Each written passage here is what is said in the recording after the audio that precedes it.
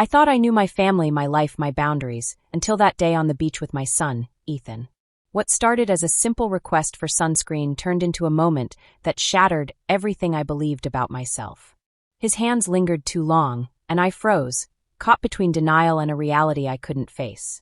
One fleeting second, one irreversible choice, changed my life forever.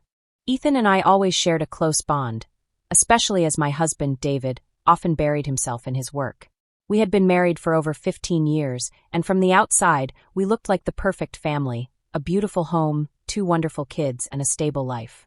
But cracks in the foundation often go unnoticed until it's too late. David had always been ambitious. He worked long hours and often brought his stress home. I convinced myself that his sacrifices were for us, for our future.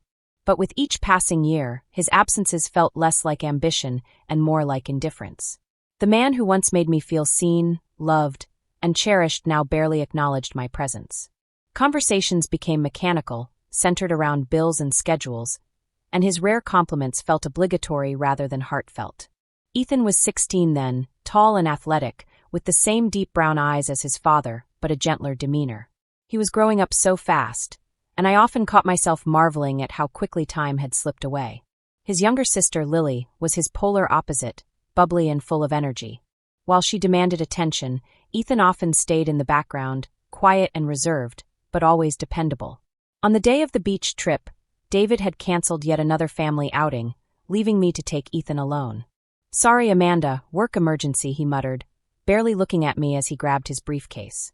I nodded as I always did, swallowing my disappointment and holding back tears. I had become so accustomed to his absence that it no longer surprised me. Ethan didn't seem fazed either. "Just the 2 of us then," I said, trying to sound cheerful. He shrugged, plugged in his headphones, and climbed into the passenger seat. The drive was quiet, his eyes focused out the window, lost in his teenage world. I tried to make small talk, but he only responded with polite nods. It stung more than I cared to admit. As we sat up by the water, I tried to relax, letting the sun warm my skin. For a brief moment, I felt at peace. But beneath the surface, I was lonely, a kind of loneliness that eats away at you, leaving you yearning for connection, for someone to notice you again.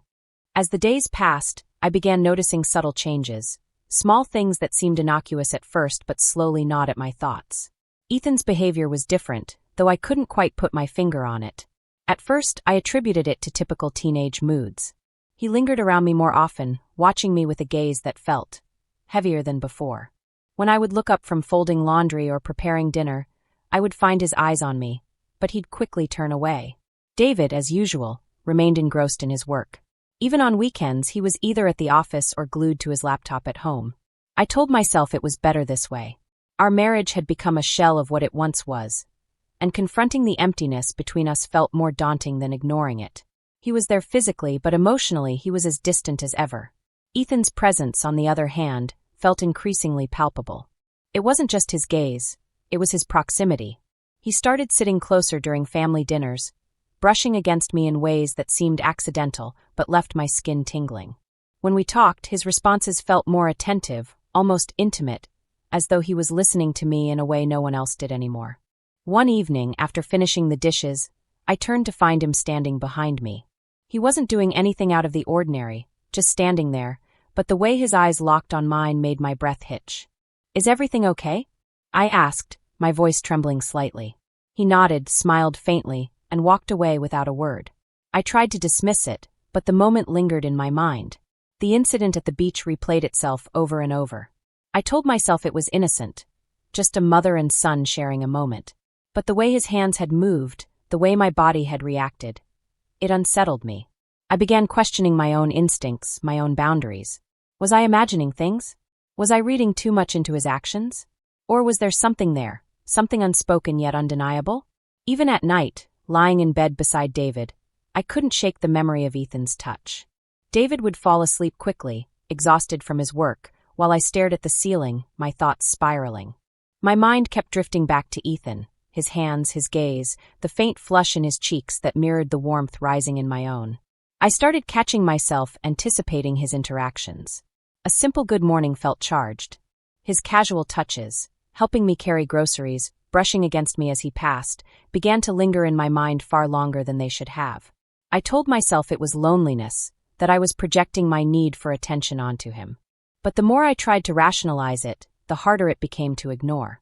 The breaking point came one evening when David announced another late night at work. "Don't wait up," he said, already halfway out the door. I barely responded, my thoughts elsewhere. Ethan and I were alone again, and the silence between us felt louder than ever. That night, as I sat on the couch flipping aimlessly through TV channels, Ethan joined me. He didn't sit at the far end like usual, but right beside me, so close I could feel the heat radiating from him. Neither of us spoke. The air felt thick, electric. My pulse quickened, and I had to clench my hands to keep them from trembling. When he finally broke the silence, his voice was soft, almost hesitant. "Mom," he began, but then he stopped, as though unsure if he should continue. I turned to him, my heart pounding. "Yes," I whispered, bracing myself for whatever was about to come. The line between innocent affection and something far more dangerous was thinning, and I could feel it. That night on the couch, Ethan didn't finish his sentence. Instead, he just looked at me, really looked at me, as though searching for something. His gaze was deep, intense, and it unsettled me in ways I couldn't articulate. I should have gotten up, excused myself, created distance. But I didn't. Instead, I stayed frozen in that moment, unsure of what I was waiting for, or perhaps fearing I already knew. Over the following days, the tension between us grew. It wasn't spoken, but it was there in every glance, every touch, every shared moment. Ethan's presence became almost magnetic, drawing me toward him despite every logical part of me screaming to stay away. I found myself lingering in rooms he entered, inventing excuses to ask for his help, just to feel him near. And he wasn't avoiding me either. If anything, he was seeking me out. It was a hot Saturday afternoon when it finally happened. David was, as always, at work, and Lily was at a friend's house for the weekend. Ethan and I were alone. I suggested we go to the beach again, hoping the open space and fresh air would help clear my mind. But even as I packed the towels and sunscreen, a part of me knew it was a mistake. The drive was quiet, as usual, but the silence felt different this time. Ethan didn't put in his headphones. Instead, he sat beside me, his leg bouncing slightly, as though he were nervous. I glanced at him occasionally, catching him looking at me before quickly turning away. My hands gripped the steering wheel tighter than necessary, my knuckles white against the black leather. When we arrived, the beach was nearly deserted, just the way I liked it. We set up our spot in silence, and I lay down, letting the sun warm my skin. I closed my eyes, trying to relax, but I could feel Ethan's gaze on me. It was as though his eyes were tracing every line of my body, and despite myself, I felt my skin flush under his scrutiny. "Mom, do you want me to put some sunscreen on your back?" he asked suddenly, his voice quiet but steady. My eyes flew open, and for a moment I couldn't speak. Every rational part of me screamed to say no, to end this before it began. But instead I nodded, handing him the bottle without a word. His touch was gentle at first, almost tentative. His hands worked the lotion into my shoulders, and I couldn't help but close my eyes again. It felt good. Too good. It had been years since anyone had touched me with such care, and the realization hit me harder than I expected. I told myself it was innocent, that he was just helping, but when his hands lingered a little too long, slid a little too low, I didn't stop him. "Ethan," I whispered, my voice barely audible. He froze, his hands hovering just above the curve of my back. For a moment, I thought I'd imagined it, that this tension was all in my head. But then he spoke. "Do you want me to stop?" he asked, his voice trembling slightly. I should have said yes. I should have gotten up, ended it right there. But instead I whispered, "No." The moment hung between us, heavy and charged. His hands moved again, slower this time, more deliberate. My heart pounded in my chest, each beat louder than the last. Every nerve in my body was on fire, every inch of my skin hyper-aware of his touch. I felt a warmth rising within me, a mix of shame, fear, and something I couldn't quite name, but didn't want to admit. When his hands finally left my back, I rolled over to look at him. His face was flushed, his eyes wide and searching.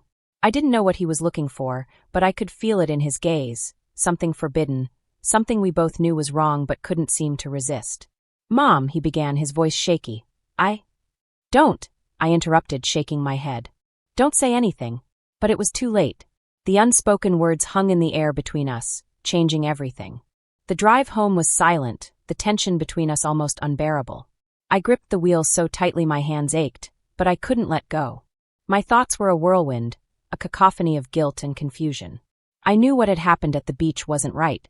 I knew I should stop it before it went any further. But a darker part of me, a part one didn't want to acknowledge, didn't want to. Over the next few days, the space between us seemed to shrink further. Ethan was always nearby, his presence both a comfort and a constant reminder of the line we had crossed. And as much as I tried to ignore it, to convince myself it was just a mistake, I couldn't deny the way my heart raced when he was near. The line we had crossed was one I never imagined breaching. It felt like I was teetering on the edge of a cliff, knowing a single misstep would send me plummeting into chaos. And yet, I couldn't seem to pull myself back. The moments I shared with Ethan, however fleeting, had become a lifeline, filling a void I'd been trying to ignore for years. It was a Friday night when everything unraveled. David had called earlier to say he'd be working late, again. Lily was at a sleepover, and the house was quiet except for the hum of the dishwasher in the kitchen. I sat on the couch, trying to lose myself in a book, but my thoughts kept drifting to Ethan, who was upstairs in his room. I told myself to stay where I was to avoid temptation, but my resolve was wearing thin. When he came downstairs, I felt my breath catch. He wasn't doing anything out of the ordinary, just heading to the kitchen for a glass of water, but his presence filled the room like a storm cloud. His gaze met mine briefly, and I felt the now familiar jolt in my chest. "Couldn't sleep?" I asked, trying to sound casual. He shrugged. "Just thirsty," he said, his voice low. But he didn't go back upstairs. Instead, he lingered in the doorway, watching me. The weight of his gaze was almost unbearable. "Ethan," I began, but he interrupted me. "Mom, we need to talk," he said, stepping into the room. His tone was serious, more mature than I was used to.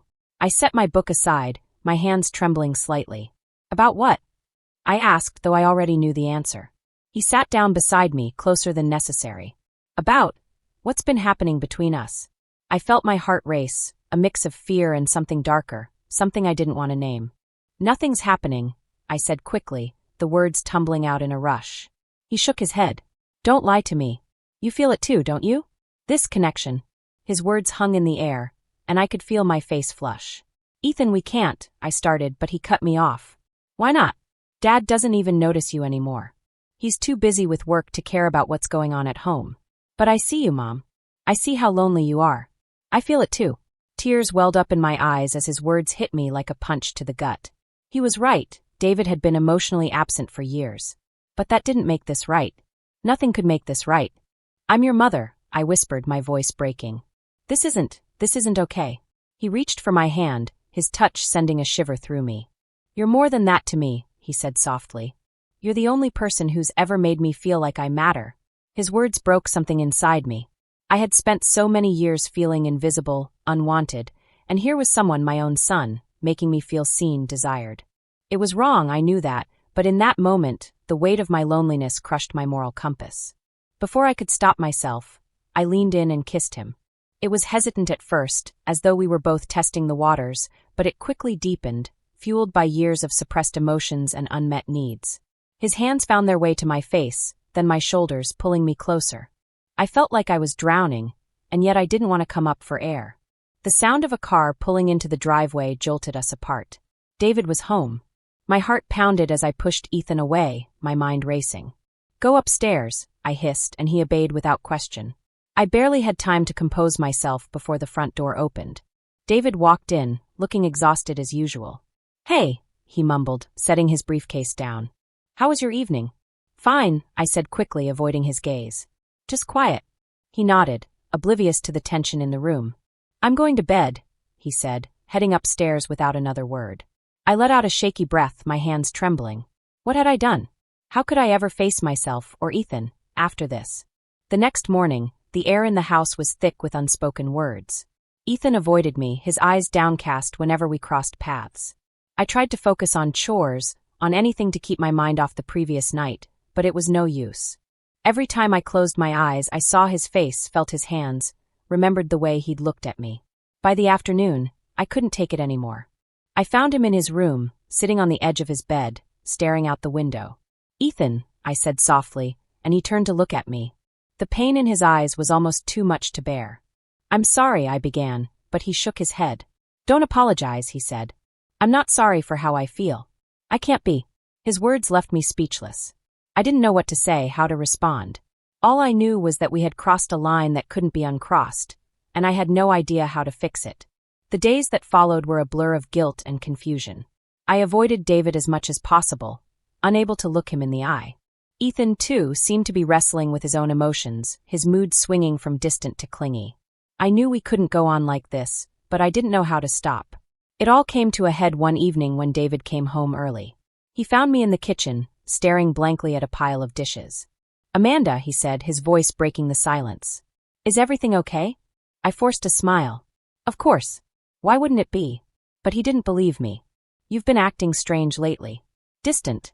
Is there something you're not telling me?" Panic surged through me, but I kept my face neutral. "I'm just tired," I said.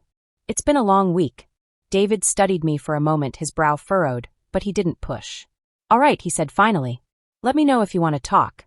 As he walked away, I felt a wave of relief mixed with crushing guilt. I couldn't keep living like this, lying to my husband, to myself. But as much as I wanted to end it, I didn't know how. The feelings Ethan and I had for each other weren't going away, and pretending otherwise wouldn't change that. Secrets have a way of unraveling, no matter how carefully they're kept.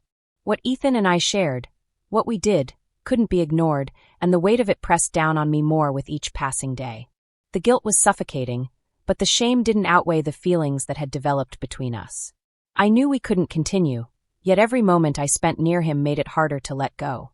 The shift in our relationship didn't go unnoticed for long. David's obliviousness, which I had once found frustrating, became my greatest shield. But even he wasn't entirely blind. "You've been acting different," he said one evening as we sat at the dinner table. "Is something going on?" I forced a smile, shaking my head. "I'm just tired," I replied, the lie rolling off my tongue with practiced ease. Ethan said nothing, his focus entirely on his plate. His silence was louder than any words he could have spoken. David studied me for a moment longer, then sighed and turned his attention back to his meal. But I could feel his lingering suspicion. He was starting to notice the cracks. One evening, the house felt heavier than usual. David had taken Lily to a school event, leaving Ethan and me alone once again. I had resolved to talk to him, to end whatever this was before it went any further. But as I approached his room, the words I had rehearsed in my mind dissolved. He was sitting on his bed, his head in his hands, and when he looked up at me, the pain in his eyes shattered what little resolve I had left. "Ethan, we need to stop this," I said softly, stepping into the room. "It's not right. It's not fair to either of us." He shook his head, standing to face me. "Fair," he repeated, his voice bitter. "What's fair about any of this? About the way Dad treats you? About how invisible you feel every single day?" His words hit a nerve I didn't want to acknowledge. "That doesn't make this okay," I replied, my voice trembling. "I'm your mother. You're more than that to me," he said, stepping closer. "You're the only person who's ever made me feel like I matter." The tears I had been holding back finally spilled over. "Ethan, this has to stop," I whispered, even as my heart betrayed me by longing for his touch. "We can't do this." For a moment he said nothing. Then, with a look of resignation, he nodded. "If that's what you want." But it wasn't what I wanted, and we both knew it. The tension between us didn't fade. If anything, it grew stronger. Ethan's mood shifted daily. One moment he was distant, avoiding me, and the next he was seeking me out, his gaze lingering too long, his touches too deliberate. I tried to maintain some semblance of normalcy, but it was impossible. Every interaction, every shared moment, felt charged with unspoken emotions. Then came the breaking point. David came home early one evening, catching Ethan and me alone in the living room. I had been folding laundry, and Ethan was helping me. It was an ordinary moment, but the way we were standing, too close, our hands brushing, was anything but. David froze in the doorway, his eyes narrowing as he took in the scene. "What's going on here?" he asked, his tone sharp. I straightened up, my heart racing. "Nothing," I said quickly, stepping back. "Ethan was just helping me." David's gaze flickered between us, suspicion clear on his face. "It didn't look like nothing," he said, his voice low. Ethan tensed beside me, his jaw clenched. "You're imagining things," he said, his tone defensive. "Maybe if you were around more, you'd know what's really going on." David's face darkened, and I saw the anger brewing behind his eyes. "Don't you dare talk to me like that," he snapped, his voice rising. "Or what?" Ethan shot back, stepping forward. "You'll actually pay attention to your family for once?" "Ethan, stop," I interjected, placing a hand on his arm. But the damage was done. David turned his glare on me, his expression a mixture of confusion and betrayal. "What the hell is going on here, Amanda?" he demanded. My mind raced, searching for an explanation, an excuse, anything to defuse the situation. But the truth was too close, too raw, and I couldn't find the words. "Nothing," I said again, my voice shaking. "You're overreacting." But David didn't believe me. The tension in the room was palpable, and I knew that whatever fragile balance we had been maintaining was about to shatter. The fallout was inevitable. David's suspicion planted a seed that quickly grew into something neither Ethan nor I could control. He started watching me more closely, questioning my every move. The cracks in our marriage that had been invisible to the outside world became glaringly obvious. I could feel the weight of his doubt every time he looked at me, and it was only a matter of time before he demanded the truth. Ethan, on the other hand, became even more withdrawn.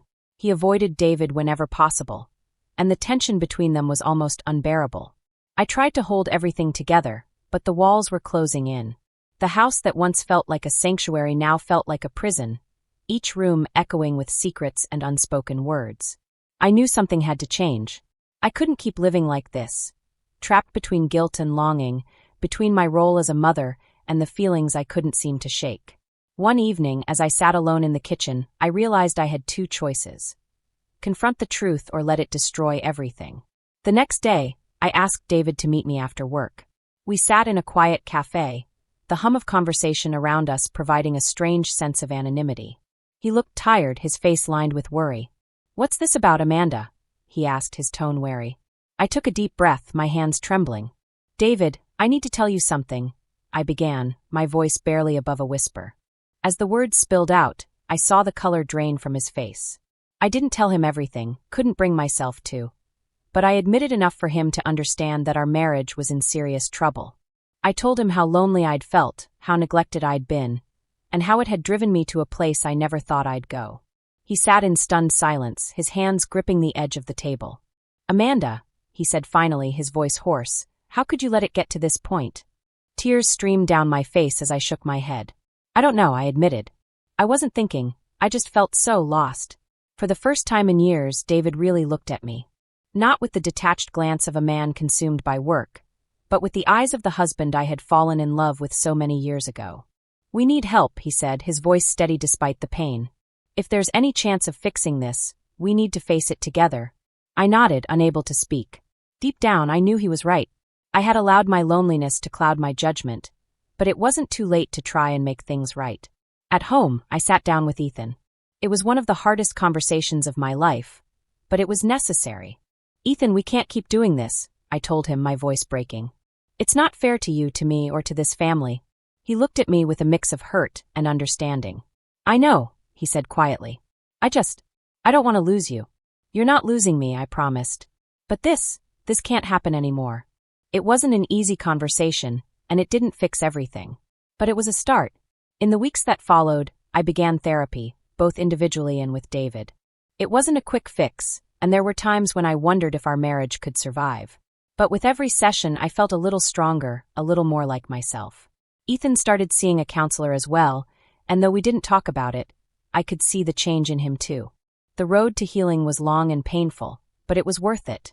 I learned to face my loneliness head-on, to communicate my needs rather than letting them fester.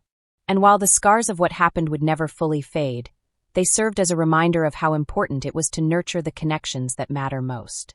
Looking back, I wish I had reached out for help sooner. I wish I hadn't let my loneliness drive me to such a dark place.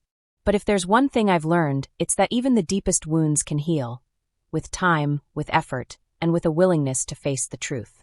Have you ever faced a moment where a single choice could shatter everything? What would you do if you were in Amanda's position? Share your thoughts in the comments below. I'd love to hear your perspective. And don't forget to like this video, subscribe to the channel, and hit the bell icon for more stories that will leave you questioning everything. Stay tuned for the next shocking tale. You won't want to miss it.